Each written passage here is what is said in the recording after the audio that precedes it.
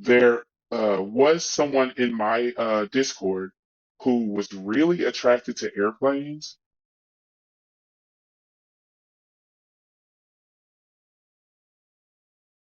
What is a technosexual? So, a technosexual is someone who is sexually aroused by robots, technology, technological approaches to having sex. For me, it's more leans towards androids. That means robots that actually look human and have just basically it's more of a roboticness to them. It's an uncanniness. That's what works for me.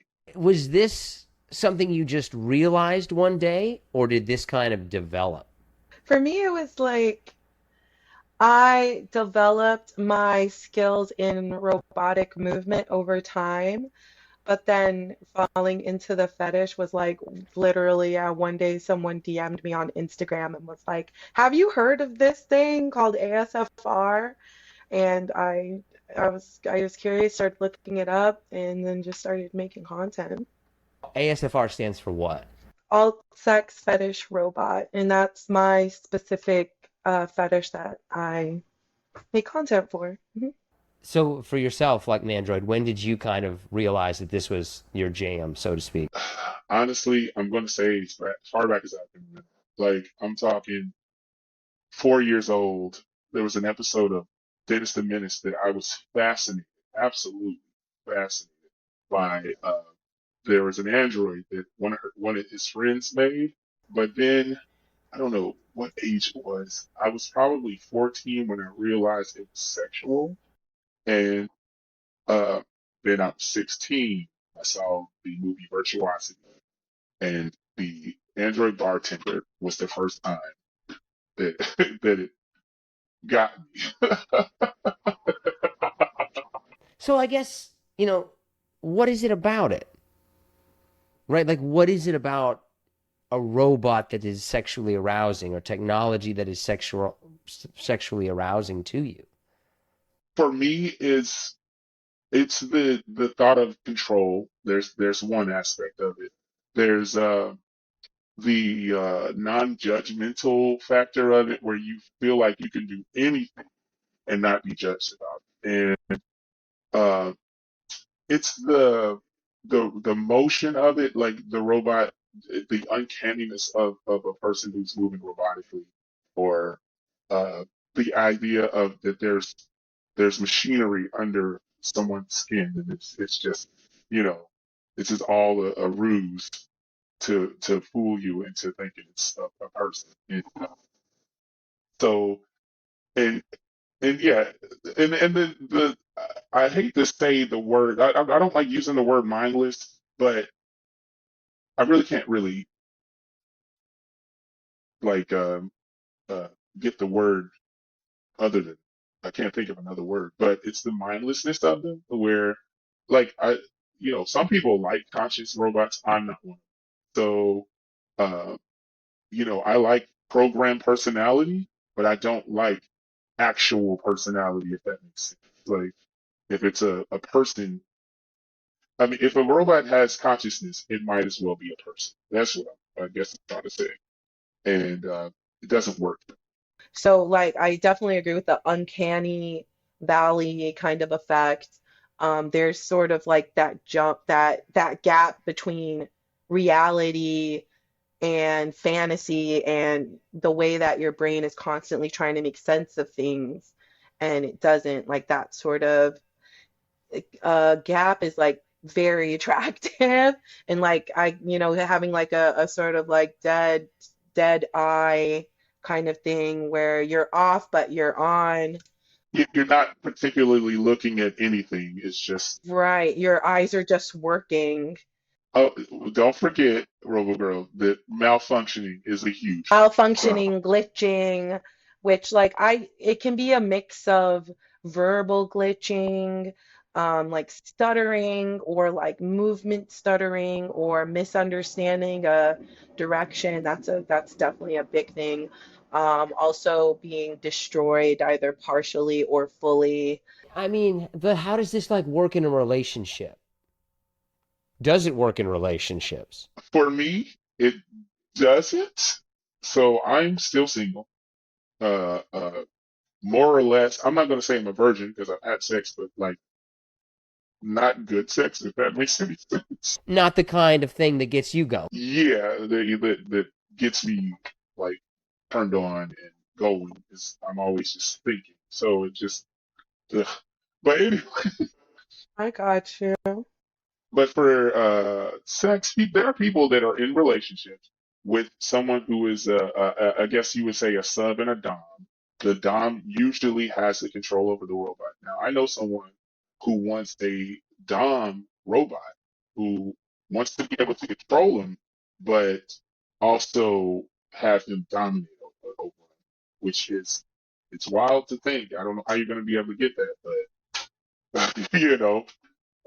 fingers crossed. But yeah. Yeah, that's what I was gonna say. Is like because we've interviewed people from all kinds of lifestyles, and this one jumps out at me as like, oh, but how does that work in real life?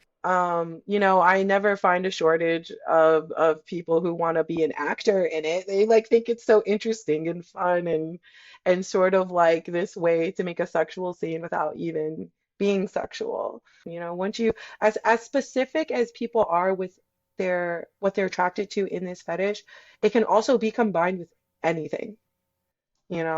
Like the giantess fetish. It could be like a robot giant or a robot dominatrix or a robot findom or robot terminatrix. Like you could put robot in front of anything and it can be part of the fetish. So Yeah, and some people actually can have someone acting completely human, and that all it is they just say that they're a robot, and that's enough. And that's not for me, but you know, that is definitely something that someone can get turned on by. Just be like, you know, I have circuitry inside of me, and this, that, and the other. Just that's dirty talk. Quote, unquote. it is. There's like a lot of it's like sci-fi babble or techno babble is sort of the term for it. Can you give me like an example? Like I don't know how. I can give you an example. Like I had an ex-boyfriend who um, would act it out every once in a while. So like, you know, it's I have a scenario. I actually drew a little comic of it where I think you've seen it, right, Robo Girl? But Yes. come home and he's there washing the dishes. He's kind of uncanny and he's stilted in the way that he moves and it's just like a hello honey and da da da. And I push a button and well, can I say these things? You already started. You might as well finish. You might as well just keep going, man. Well, I look, I push a button in his anal port. Well, let's just say that, and he switches over to sex mode, and he's really just kind of an empty, and he just stiffens up and basically turns into a sex doll. Good. Whatever you want to do, man, do what you want to do, right? Like do what Yeah, you want to do. Uh, is there a stigma to it though, right? Like do people there's within the absolutely stigma. lifestyle like do they give me some leeway in the words, right? Because I don't know how to say this without just saying this. Do people even in the lifestyle, do they like, oh, this is kind of weird? I think you know what I mean in this thing. Is there a stigma to it? Do people even in the like, oh, why is this my thing? I mean, I'll say this: I've asked myself that plenty of times. So, there's been times where it's like, well, regular sex would be preferred. I would prefer to just be attracted to, if I'm going to be gay, be attracted to men, and that's it.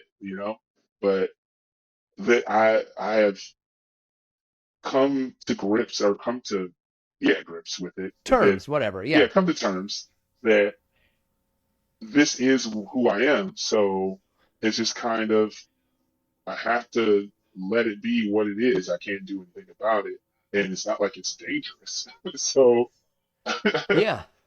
do people get like weirded out by it? Absolutely.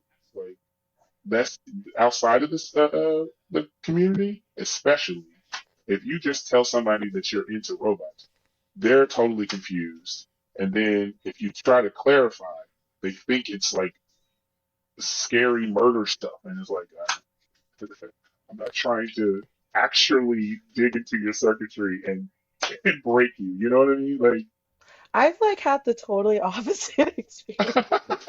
But being a woman, it's like Yeah, everybody wants a fembot. Like it's I feel yeah. like the idea and you see it more in pop culture, which, could speak to just the overall patriarchy of having this mindless, obedient woman in your house doing as you please.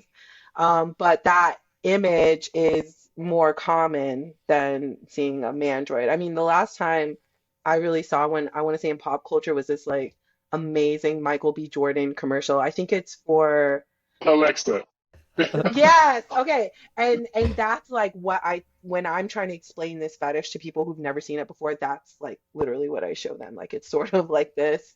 That's what I was gonna say. It's like, right, okay, so how common is it? But you kind of, it sounds like it's not super common. Well, I'd say in the fembot world, I feel like it's really common, but I don't think it's a known fetish. I think people think it's just, oh, It's just hot. Yeah. but when you see a man in that role, people are totally confused. Yeah, and so you see that in commonly in women, but if you see a male one, it's very rare. And I can give you a good example. The Stepford Wives is always subservient women, but they made a movie called The Stepford Husbands. The Stepford Husbands is not robots at all. It's just guys who have been brainwashed, and it's like, well, that's not the same. So, he's taking pills every night to be subservient. It was like you couldn't have, you know, gone the same way. Are you ready for some harder slash listener submitted questions? Ooh, Oh, listener submitted question. I didn't know okay. listeners submitted questions. Best technosexual movie, like a movie that people are like, "Oh, Mm. that's I didn't know that about myself until I saw that movie." I would say for me, people generally go for the Not Quite Human trilogy. Um, Oh, yeah, yeah, yeah. Not Quite Human. One featured a male android, of course. All of them feature that same android, but the second one features a male and a female, and then the third one features like randoms. They're just everywhere. I would say that is, but I would say as a millennial, that's probably what it is. But um, the the one that stood out for me the most was probably the virtuosity robot. These days, this year, I would say Companion is one of my favorite ones. Are there aspects of the lifestyle where somebody might be attracted to inanimate objects? Like the new iPhone is just, ooh, that is. I heard of a lady who has this for real. She was like on TV where she's attracted to roller coasters. I saw the guy that was sexually attracted to his car, and the Hmm. car quote unquote died, and so he kept the hood to it. But I don't know. I wouldn't categorize that in technosexuality, but maybe No. it is. It's somewhere in there, and I just don't know. Uh, there was someone in my Discord who was really attracted to airplanes, and I mean, I couldn't relate to it, so I didn't really have anything to say when he would say things about it. And eventually, he left because no one had that kink. So. Yeah, that's got like I don't know what to say to you. Like look at the new Boeing 737. Like it's, it's cool. Like,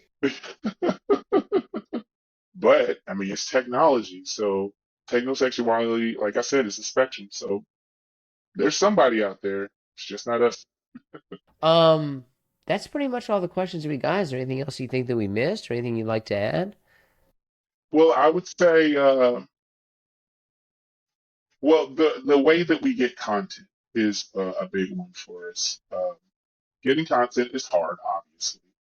Uh, I spend major hours surfing the net trying to find out scenes, movies. I'm gonna tell you this right now. I've told this to plenty of people who send me things. If you send it to me more often than not, I've already seen it. I'm going to say 90%, 6% of the time I've already seen it. That's how bad it is for me. Got it down bad. You down bad. You don't even know. It's crazy. Sometimes I do think about that, and I'm like, man, I need to see somebody. But it's There's not specific like pornography for it. for females, absolutely. Yeah. But male stuff is very rare, and actually, that's how I ended up starting Mandroid Exotica. I started trying to make my own. Robo Girl, what would you say is your most frequent request? Every time I get a custom, they each want their own thing. I think in general, glitching is a big part of it. So I usually get some kind of request for a glitch. Actually acting robotic, like no vocal tone, like really being an object. And just playing that to the best of my ability. Those are the my two most common, I would say. Like they're common, it don't matter what kind of thing I'm getting asked to do.